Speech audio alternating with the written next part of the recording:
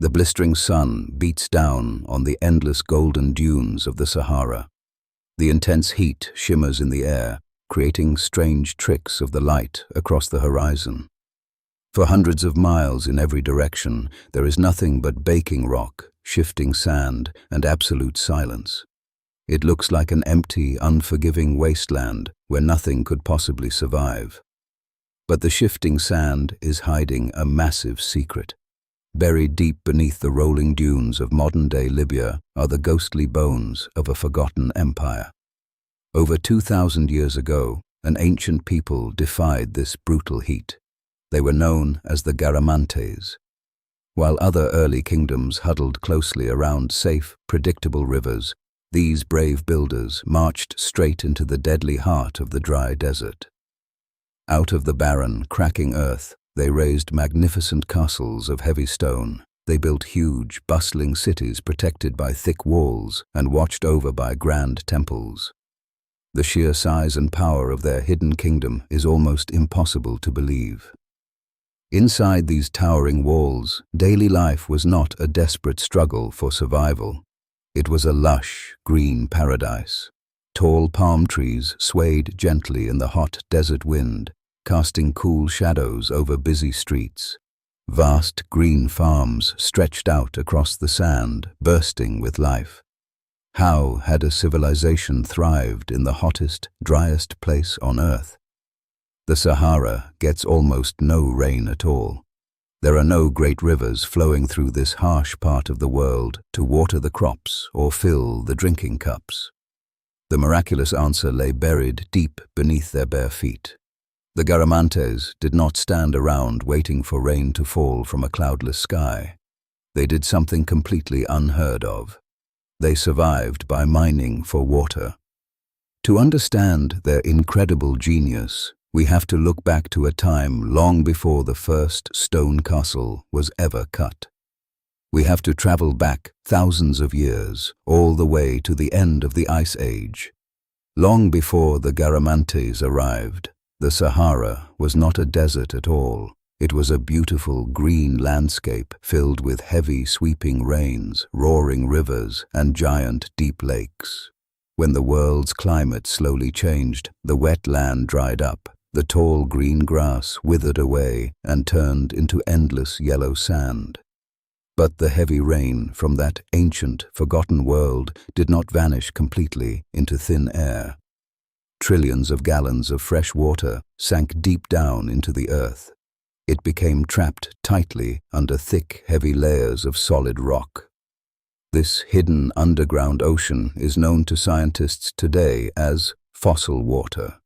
It rested there in the pitch black for thousands of years, completely silent and untouched. Above it, the deadly, dry desert formed. Below it, a frozen, watery moment of the Ice Age waited patiently in the deep dark. The Garamantes somehow discovered this buried treasure. But knowing the water was down there was only the very first step of the puzzle. Getting that water up to the baking surface was a terrifying and dangerous challenge. They could not just dig a simple, straight well. The water was trapped inside sloping layers of rock, buried deep beneath huge hills. To reach it, they had to carve long tunnels right through the solid, crushing stone. These incredible underground channels were called fogaras. The brave builders dug them entirely by hand, using nothing but simple chisels made of bronze and heavy hammers of stone.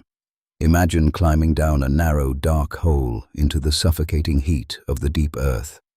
The air is thick and choking with rock dust. One wrong strike against the wall, and the heavy tunnel could cave in, trapping the diggers forever. Yet the workers pushed bravely forward into the dark. They dug shaft after shaft, connecting them into long, gently sloping tubes. The angle of these tunnels had to be measured perfectly. If the tunnel floor was too flat, the water would sit still, become dirty, and turn bad. If the floor was too steep, the rushing water would flow too fast and wash the tunnel walls away. The builders' math had to be absolutely flawless. Their engineering success was staggering to witness. They did not just build one or two of these tunnels to survive. They dug thousands of miles of fogaras beneath the deadly sand, creating a massive underground web. When the final wall of rock was broken open, the ancient fossil water burst free. It flowed smoothly down the gentle slopes of the tunnels, rushing eagerly toward the thirsty, waiting cities. Cool, clear water spilled out into the bright, blinding desert sun.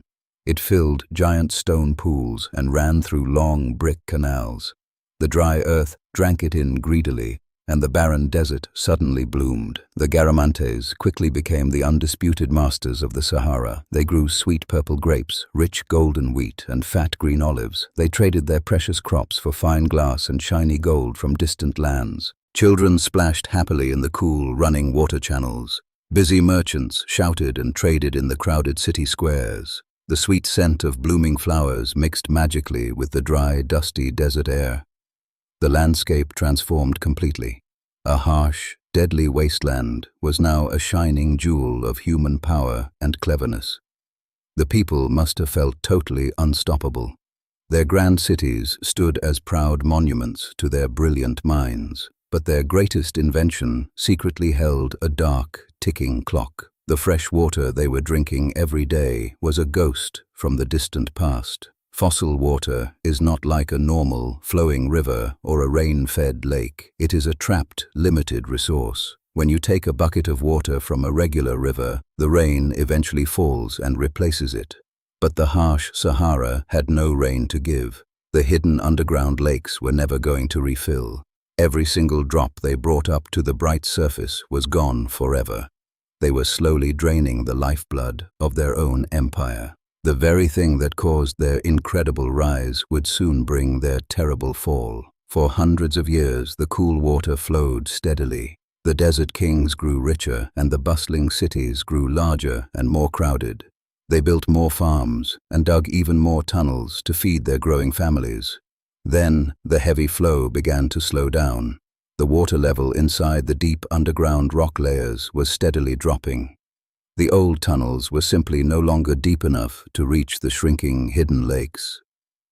The builders panicked. They quickly climbed back down into the dark, hot earth. They dug the fogaras deeper and pushed them longer, desperately chasing the sinking water into the dark. It was a terrifying race against time. The deeper they dug, the harder and thicker the rock became. The air grew dangerously thin, and the underground work became deadly.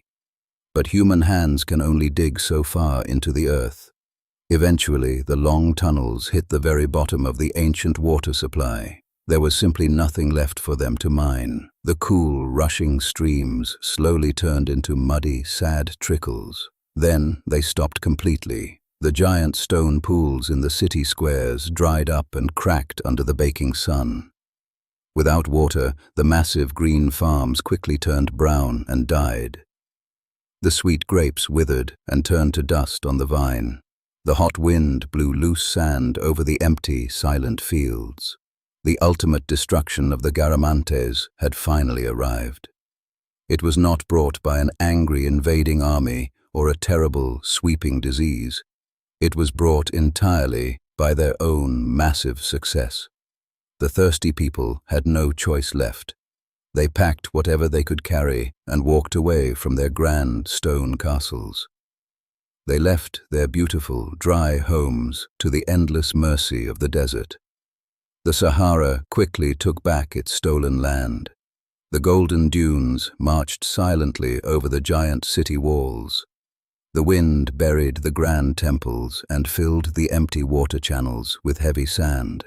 For centuries, the great empire was completely forgotten. The powerful kings and clever builders faded into quiet myths and campfire legends. The desert kept their amazing secrets buried deep in the dark.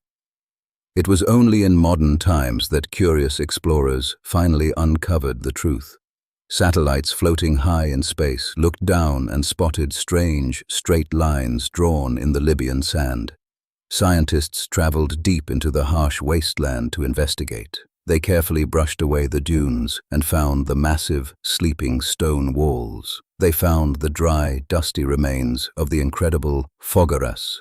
Walking through these empty, silent streets today is a haunting experience. You can see the exact spots where life used to bubble and flow. You can still touch the rough marks left by bronze tools on the tunnel walls. The silent ruins speak to us clearly across time. They show us the unbelievable power of the human mind. They prove that people can look at a barren wasteland and figure out how to make it bloom. But the empty, dusty tunnels also whisper a serious warning. They remind us that the Earth's buried treasures are not endless. Even the most clever engineering cannot make something out of thin air.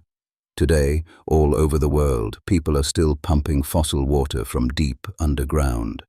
We are using massive, loud machines to water huge green farms in very dry places. We are doing exactly what the ancient desert kings did, just on a much larger scale. And just like them, we are draining ancient lakes that will never refill in our lifetimes. The story of the Garamantes is a beautiful, tragic puzzle. They conquered the most brutal landscape on Earth with nothing but hand tools and brilliant ideas. Their grand cities may be swallowed by the sand, but their memory remains. They stand as a shining example of human wonder and a quiet reminder to respect the deep, hidden limits of the Earth.